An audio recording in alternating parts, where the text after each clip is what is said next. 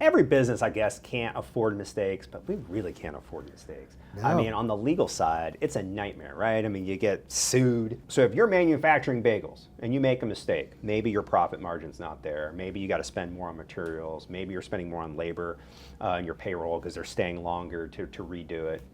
But you're going to be okay, right? Yeah. In the law, like if you make a mistake, depending on how bad it is, you might not be okay. Welcome to Above the Legal Limit. I'm your host, Justin Chopin, business owner, lawyer, dad, world's best husband, traveler, and adventure seeker. On this podcast, we mix business with pleasure. We'll dive into growth strategies, entrepreneurial adventures, the business of law, and prove that business isn't boring. So let's get ready because we are going above the legal limit. Welcome to Above the Legal Limit. Justin Chopin. I have a special guest here today, Matt Hahne. Welcome. Thanks for coming on the show. Yeah, thanks for having me today. So we were discussing before, because this is what I do. I start talking to you, and then they tell me I have to stop because I'm ruining the show. But you are an implementer. Yes. You are an operations guy. Yes. And so am I. Like, that's what I do. Like, I live in operations. And what you implement is EOS, right? Right. Okay. I don't know what that is. Yeah. EOS stands for Entrepreneurial Operating System. It's an operating system, a complete system of simple tools to help entrepreneurial owners like yourself get everything they want out of their business. Okay. So this is backhouse software that's brings like your team together. Is that kind of? Yeah, it's not software as much as a set of discipline and accountability tools that you would use inside the business. It's a kind of a method or a way of running your business to help you get everything you want. Okay. Think of like an operating system, Microsoft, whatever we're on now, I don't know, or Mac OS. Or you might remember back in the day, Windows Vista, which wasn't very good. Sure. Windows Vista was a lousy operating system so when the rest of your stuff on your computer, your programs and your applications became wonky because the operating system underneath was wonky. It's the same thing in a business. If you don't have an operating system of any kind, then your client satisfaction program or system, your sales to ops handoff, maybe how you manage money from the front end to the back end, all of that stuff gets wonky if you don't have an operating system underneath making sure everything stays on the tracks. Okay, so I get it now. So I've heard people talk about EOS. Yeah. And in the back of my mind, I'm always like, what the hell is EOS? Right.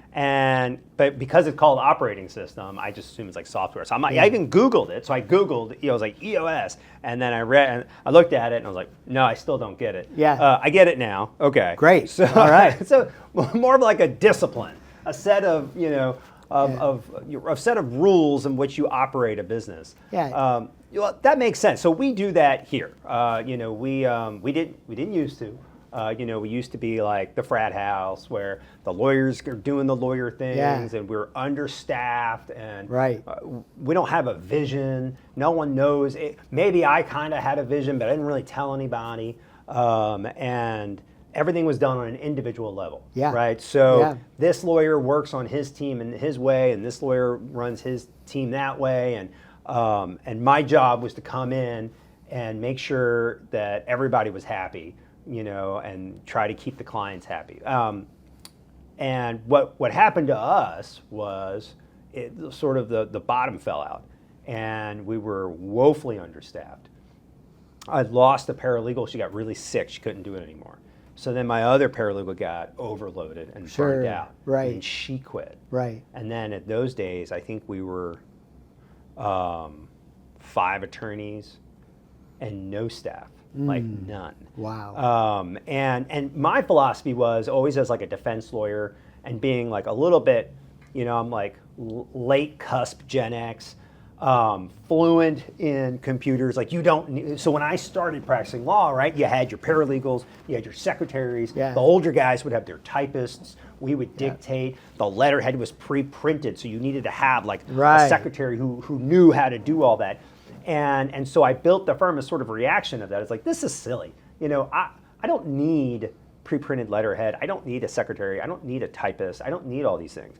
And I'm right, we still are low staff, but I really missed the mark on how much of our time was being spent not being productive. And so it wasn't really until we were left with no staff that I realized, okay, you made a mistake in the way that you designed the firm and the way that you grew the firm. Like this was on me. And so that was a few years ago, and what we've been doing since then is trying to find the right way, Yeah. and having a pulse on the staff, listening to the staff when the staff is like, some days I just can't get out of bed in the morning. I'm so stressed out, or you're like, or they're crying, and you're like, okay, obviously we're busier than I realized. Yeah. They need help, so let's get them the help. And then on the executive side, making sure my lawyers know, like, hey, this is the vision. This is what we want to see. This is where we want to go. Let's get there. You tell me, what do you need, for us to do it? And so the whole firm is now, different. We've tripled in size since then. Yeah. But so there are these principles, and I'm not as familiar with EOS. I assume, hopefully you'll tell me in a second when I stop talking. But I assume it's fundamental in those ideas of having a vision and having staffing. I think congrats on finding your way a few years ago and recovering.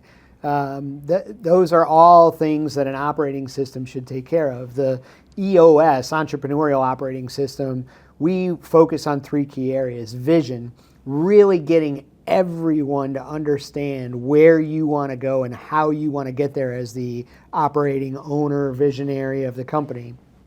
Traction, introducing discipline and accountability tools throughout the organization so everyone can execute on that vision. And team health, because just like your own individual personal hygiene, you pay attention to that every day. Sometimes you brush your teeth, take a shower, you go see a doctor every 6 months, something like that. Team health needs that same type of constant attention in order to make sure that everyone is happy and cohesive, open and honest and willing to be vulnerable with each other in the workplace. So if we can start with the leadership team and get the leadership team stronger in vision, really truly getting the why behind the business out into the field, in traction, those discipline and accountability tools, and in team health, where the leadership team goes, so goes the rest of the organization. Yeah. Well, so I'll work my way backwards through this. Yeah. On the team health, I always misunderstood who was driving the ship. Who was not? I know that I'm steering the ship, but who's the engine? Like where? So you're a Navy guy, like so right? When did you start? The engine when did you start business? Like when did you start being full time, really in the practice? When? I don't. Like 90s, 2000s? No. So I graduated law school in 2007. Okay. I spent 10 years as a defense lawyer. Yeah. And then I started my firm, and I started, in like the nursery in the small bedroom in my tiny little ranch style house. Like I had every good entrepreneur. Right. I had 3 clients, and a hope and a prayer, and a lot of people telling me, "You're a fool, Justin. It'll never work. You'll never make money. You'll never have clients. You'll always be paycheck to paycheck. Plaintiffs' lawyers have an unhappy life. Welcome Just take to being an money." entrepreneur, right? Right. That's all you got was negativity, except for like my wife. It was a decision we did together. My closest allies and friends were like, "No, listen to yourself." But that's how it started.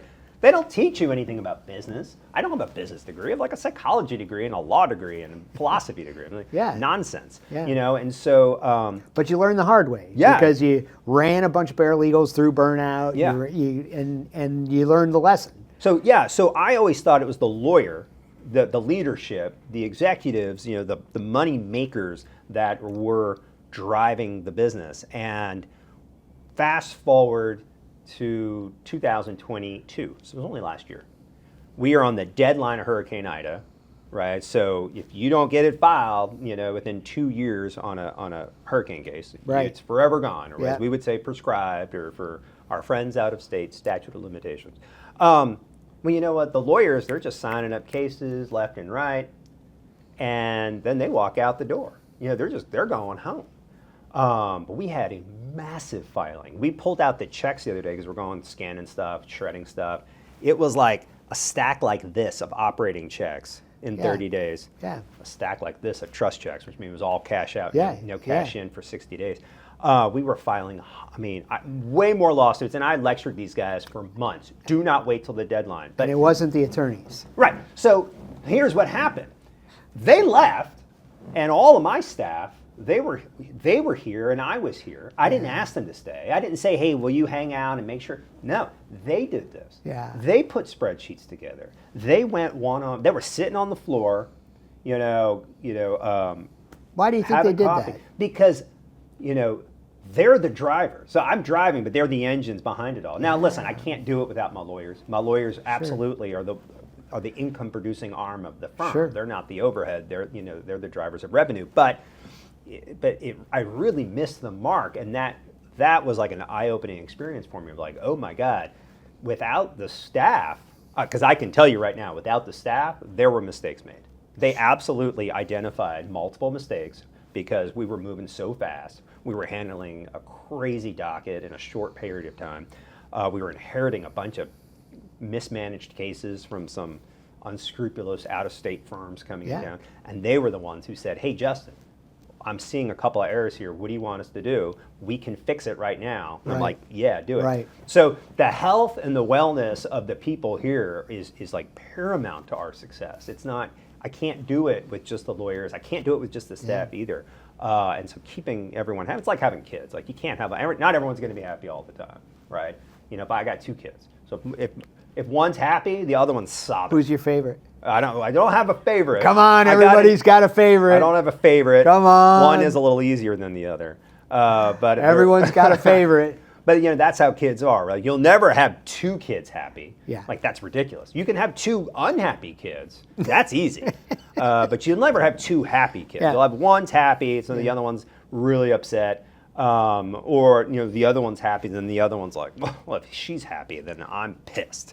But it's the same here in business, right? If my staff are working really well, I got lawyers. This team's up. So this what team's system down. is in place? How do you get the feedback? How do you know if your employees are happy? So I don't have a formal system, but I will say this. There are like a few things I do. One, I feel like you have to be present in the business. Yeah. You have to be here. So this is something I coach some of my other like leaders here that's like, listen, if you want, if what you want is like a healthy team where they're anticipating your next step, where they care about the case as much as you do or more than you do, it may sometimes, that comes from being in the trenches with them. Right? So I've said before, the guy in the trench who's going to go run the charge, he's not necessarily doing it because a general on a hill says to do it. He's doing it because the guy next to him says to do it, right? And so you're, former Navy, right? And you could tell me I'm wrong. I wasn't in the Navy, but I've never been in a trench. But but I have to think that that's so. And so I find you have to be present. You have to, and not just like physically here, but like physically, emotionally, intellectually here. You have to walk around and talk to your people. You got to ask them, like, hey, what's going on? Yeah. How is everything? Yesterday, Well, we're not good at that.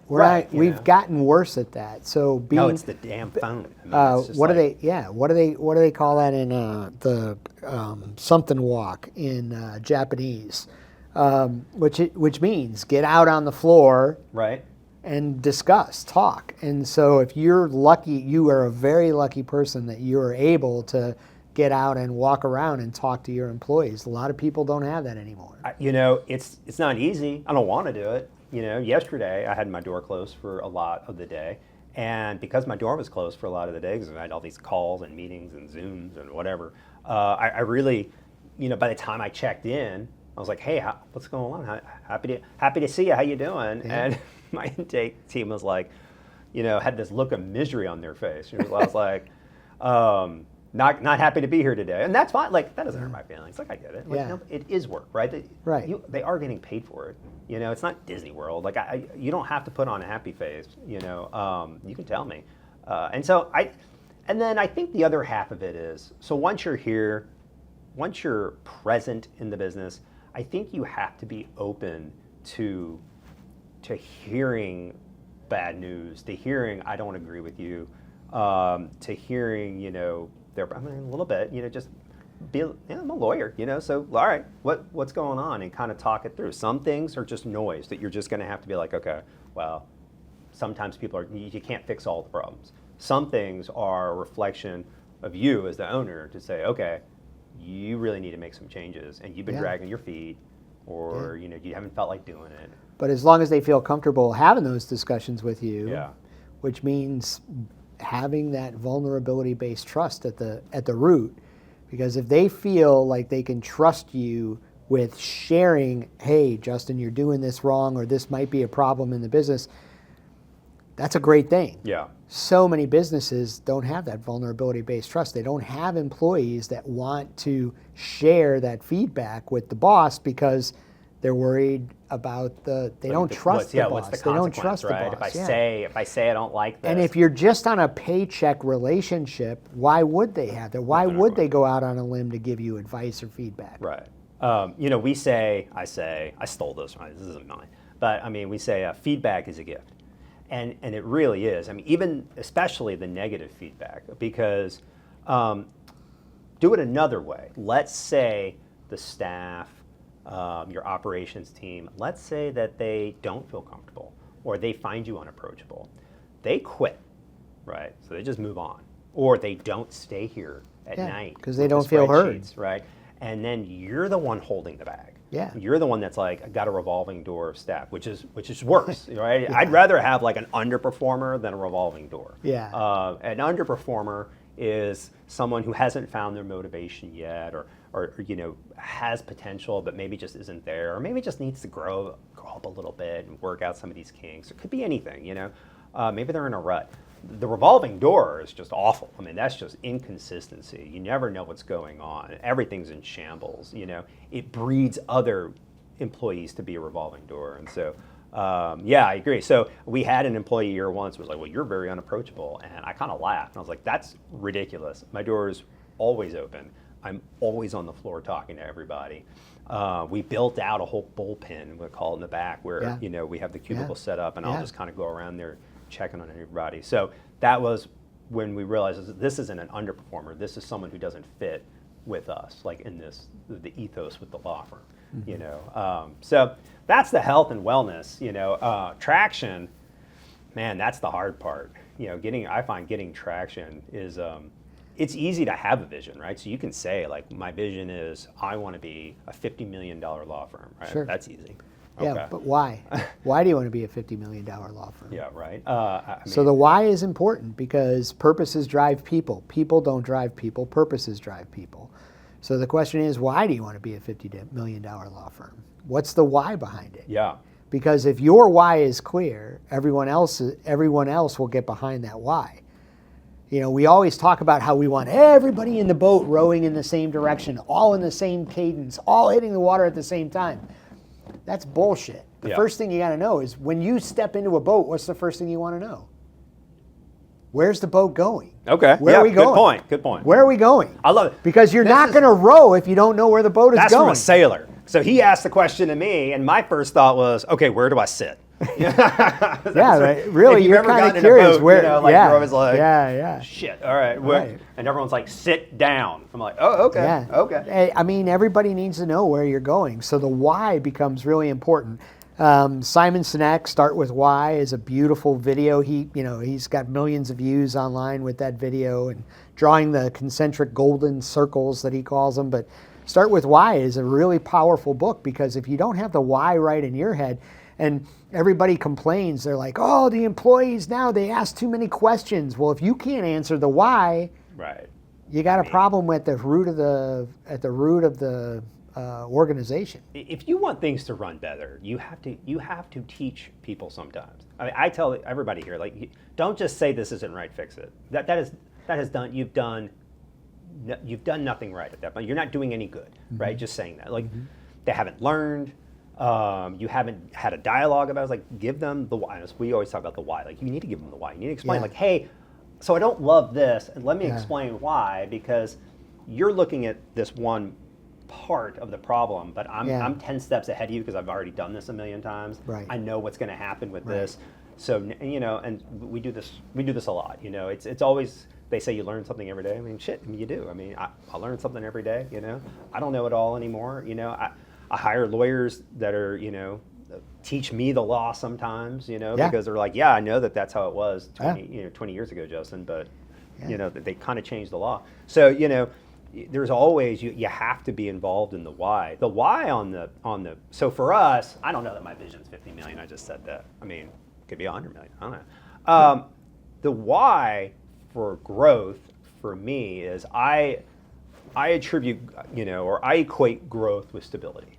Sure. So, and that's that is a product of my upbringing in the business. So there was a time when we had a zero account, right? So what I did was day one, I was like, okay, today I'm a law firm owner. Yesterday I was an employee. Today I'm a law firm owner. What I did was I wrote myself a check for $2,000, and I used that money to put into an operating account, Yeah. so that I could have an operating account Sure. to run the business. Yeah. I didn't have any revenue. Like it was like a, you know, whatever you were, capital contribution of Yeah. $2,000, Yeah. you know, a loan, if you will.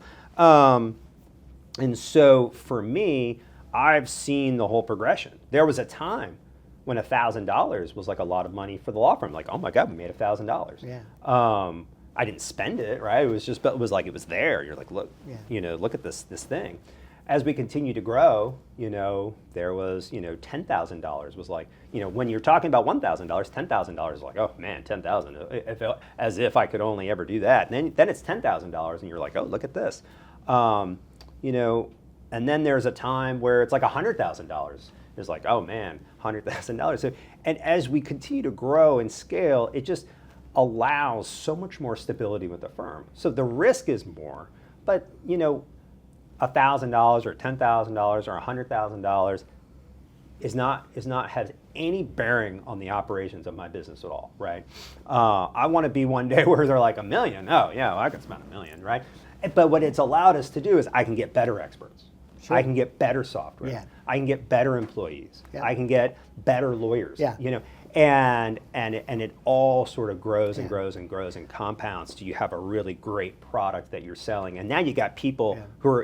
who are excited about the product you're selling, and you can't do that with a tiny team, you know, with a low profit margin. Less options. Yeah. You know. Margins give you options. Right. If you don't have margins, you don't have options. Yeah. So the higher the margins, the more the options. You know, but the rest of the team doesn't always get that. Like they don't understand that growth is stability. They see growth as like being watered down. Mm-hmm. You know, like they're like, oh well, I don't make up 30% of this law firm anymore. So you know, my voice is a little bit less, or you know, my contribution's a little bit less. You know, and that's on. I don't ever view it that way. I understand why they view it that way. Like Yeah. I get that. Yeah. But you know, the good thing here, I mean, I've known all these lawyers for so long. I mean, one of them, we grew up together. One was my law school roommate, you know, and you know, everyone's been here for a long time. So we can have those sort of frank, like, look, you're not getting watered down. I mean, you're getting opportunities that we didn't have 10 years ago, right? Yeah. I mean, Yeah. you know, so, Yeah. but the why is good. The traction is the hard part. Is okay, we have this vision. This is where we want to go. Now, how do we get there? And that's where everybody puts the pencil down and is like, well, you know, that's the hard Yeah, part. I mean, if only it were that easy. There's some basic tenets of business. Like if you're going to be in a business, you have to pay attention to, in EOS, Entrepreneurial Operating System, we say 6 key components. So you've got to pay attention to those 6 key components. And you can't pick and choose which ones you want. You have to give all 6 equal time and attention. Now, maybe your vision is strong and it doesn't need as much time and energy as maybe solving issues or building your processes or creating really effective, efficient meetings that don't suck anymore. So as long as you're paying attention to all 6 key pieces, tenets of a business, you're going to get better. So that's the concept behind the traction piece, is building the accountability and discipline, getting stronger in all 6 key components in order to make the business better. Okay. So I found that one of the best one of the best risks I've taken has been expanding our workforce. And so I used to be very miserly in this. And I'm in a marketing group, and they said, Justin, you need a director of operations. I was like, that sounds expensive. I was like, I don't know about that. And I really didn't want to do it because I didn't want to spend the money, is the real answer.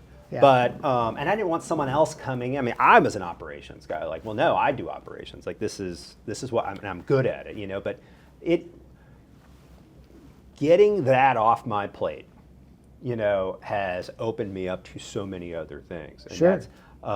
That's where I guess the traction really comes in is, okay, you have this vision. Oftentimes as the owner, you feel like that's on you to execute. And I don't think it can be. And more, I'll talk to my director. He's like, I don't know. I was like, I think we need to hire this person, this person, this person. He'll be like, whoa, hold up now. That's a lot of payroll. Yeah. But in my mind, I'm thinking, yeah, it is. But when we get there and we can support it, which I know we can, well, a lot of people hesitate to hire, and in most cases, hiring is the number one way to get the business to break through the ceiling. You really have to spend some time looking at the work that really needs to be done to be successful in the next 12 months. If you can be brutally honest about the work that needs to be done to be successful in the next 12 months. With EOS, we create an accountability chart where we define that work in a box, a function or a seat box, and then we give that function seat just 3 to 5 key roles. Not a 9-page position description that nobody remembers, but operations in a law firm might be something like lead, manage, and hold accountable all of the operations team. Own client satisfaction, run the play or run the operations processes profitably. Yeah. You're not manufacturing something, so we don't need safely in there. Maybe you do, I don't know. So you basically, that's it. Those 3 things: lead, manage, and hold accountable the team. Run the play, run the ops processes profitably, and own client satisfaction. That's it. That's what we want that ops leader to own. Yeah. And then they would have to manage their team to execute on that. If you can be brutally honest about the work that needs to be done to be successful in the next 12 months, create those function seats on the accountability chart with those key roles in there, pretty soon you're going to realize you probably have 4 or 5, maybe 10 or 12 open seats in the business, for sure, because that work isn't getting done, or this paralegal is overworked and we need to create an extension of that person to stay efficient. Ultimately, you need to build that accountability chart to about 120% capacity, because nobody can operate at 100%. Right. No, they can't. And when they try, that's when burnout happens. It's not even just burnout. It's like mistakes happen. Sure. And so every business, I guess, can't afford mistakes, but we really can't afford mistakes. No. I mean, on the legal side, it's a nightmare, right? I mean, you get sued, we live by the sword, so we're going to die by it. You get reported to the bar, right? So, they take your license away, right? So it's like if you're running a bagel, my first job was working as like a janitor in the afternoons at a bagel factory. Nice. In Louisiana, right, in Metairie. And so one day I showed up and the dumpster outside had dough that had proofed, 3 or 4 feet above the dumpster. Yep. Right? And so it is like the world's largest bagel muffin looking thing. And you just get that intense yeast smell from 20 feet away. And I said, good God, like what happened? They're like, someone's like, I don't remember what it was. I seem to recall it was like a kosher issue, and so they had to dump the whole thing. They were kosher bagels. And so, if you're manufacturing bagels and you make a mistake, maybe your profit margin's not there. Maybe you got to spend more on materials. Maybe you're spending more on labor and your payroll because they're staying longer to redo it. But you're going to be okay, right? In the law, like if you make a mistake, depending on how bad it is, you might not be okay. So, we really can't afford that. And so, one of the things that we have to be is hyper vigilant on like, because I don't want the burnout, because I want people to be happy. Like, look, when they're happy, I'm happy, right? It's just like at home. It's like happy wife, happy life, happy staff, happy business. If the staff's all walking around, singing and loving life, man, it just makes this place so easy. But fine, I can deal with like acrimony and burnout. I don't love it, but it's the mistakes.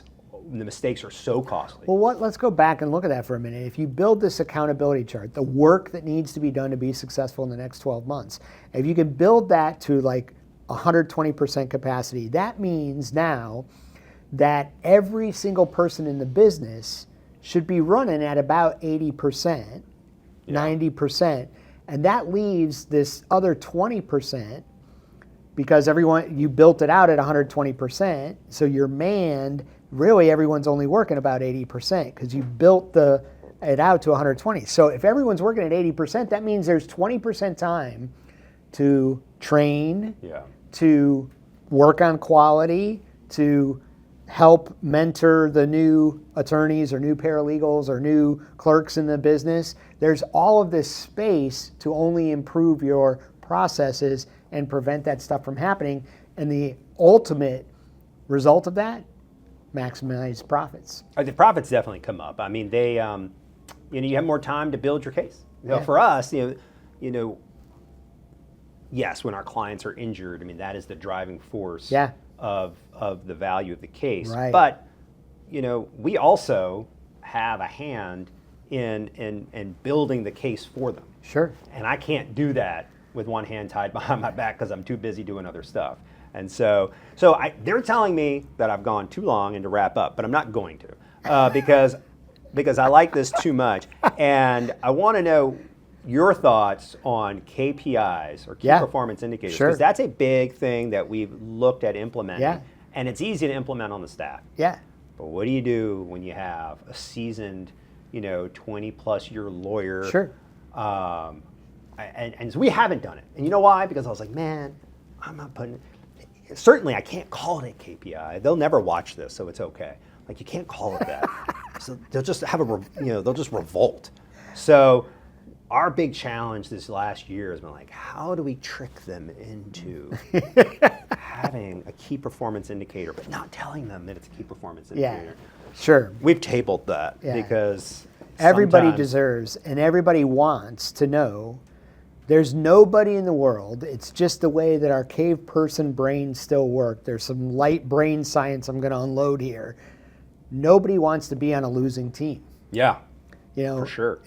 Hey, did you see, back to the cave person days, do you see that Johnny got eaten by a lion? It's because he didn't talk to Joe before he went down by the river. So maybe we should talk to Joe more often, right? So there are, all the way back to our cave person brains, we all want to be on a winning team. We want to be on a winning team. How do we know if we're on a winning team? We need a score. Everyone needs a score. So down to the individual attorneys, every person deserves to have 2 or 3 measurables that they can use so they know and you know that they're doing a great job. One of the things our brain loves is autonomy. We just want to be left alone to do our job. Right. That's what we want. So the way to give people autonomy is to give them a yardstick so they know and you know when you hold the yardstick up alongside them, they know that you're doing that they're doing a great job and you know that they're doing a great job. The only way to do that is with measurables. Measurables or KPIs. They bring clarity to the organization. They bring clarity to the individual. They let the individual have autonomy. Justin, if your measurables are green, week in and week out, I'm going to leave you alone. So, hey, Mr. New Attorney on the staff, look, it's okay if how you decide to get this done, as long parameters, always parameters, but if you are keeping these measurables green week in and week out, I'm leaving you alone because I know you're doing your job well. They're absolutely critical for every single person in the business, and there's not a single business yet that I've been involved with that we couldn't find measurables for the individuals, including law firms. Yeah, well, it's going to happen one of these days. I find it's really hard to do for lawyers. So one of the things that's great about, I think, my firm is that I really trust my lawyers. And that was the way that I was able to focus on operations of the business and not the law side. Sure. I'm still involved in all the cases all the time, but I'm not going out and taking a deposition because I don't need to. Yeah. Because I hired the best. Sure. And so that's been really helpful. Now, everybody always wants to say, well, we'll look at revenue. But that's not fair because, revenue can be up and can be down. I've got a lawyer who's like, last year I brought in revenue's a lagging indicator, and this year I'm only going to bring in a couple, right? And it's like, well, sure. It's a lagging indicator. We know it after the fact. We need something that shows us way ahead of that we're going to be okay on that. I find if you're making money and you're getting good client reviews and I'm not having to get involved to help unravel, you got the green light. If I'm getting CC'd on a lot of emails, and your revenue's down, and in a real measurable way, not in a micro, but in a real measurable way, sure, I'm going to be on your ass. Yeah. But I agree. We'll have to do KPIs. We'll just So there's some easy ones that come up like time late, like how many after in processing the client, what do you mean we don't have any of the subpoenaed medical records or whatever? I'm talking outside of my league here, but what if we don't? Why are those taking 3 weeks when our average is 9 days? Right. Yeah. So anything we are on a 30-day window for settlements, right? So that's perfect. That's how we do it because that's what leads to client dissatisfaction. So the percentage over 30 days. The percentage over 30 days is great. We do it on a day factor. You're either +2, you're either plus or minus on your 30 days. You already got it. We got it. You got it. But then you go to the lawyer like, hey, you're plus 60 days on this. What the hell's going on? And they're like, you know what? Let me tell you what's going on. I got this. And you're like, all right, I was just checking. Okay, exception, not rule. Right. So either it's an exception, but when the exception becomes the rule with that individual, it's probably a problem with that individual. Yeah. Well, fair enough. All right. I will do it. I'm going to wrap up here because I went over, but I love this conversation. Matt, thanks so much for coming on this show. Thanks for having me. We have so many millions and millions and millions of viewers nationwide, other countries, Belgium. Tell them where they can find you. It's real easy. I'm EOS Worldwide. Look up Matt Hahne. The other place to go is launchingleaders.com. Launchingleaders.com. We're out to make work suck less for everybody every day. That's what we're here for. I'm here to make work suck more so that you can make it suck less. It's a symbiotic system. I love that. Thanks a lot. Thanks for coming. I really appreciate it. Thank you. Thank you for joining me today on Above the Legal Limit. If you enjoyed the show and you want to hear more about business and law, hit that subscribe button. If you didn't like the show, keep it to yourself. Remember, there's no limit to what we can achieve. We will see you next week. Until then, even though we're above the legal limit, let's drive safely. Cheers, everyone.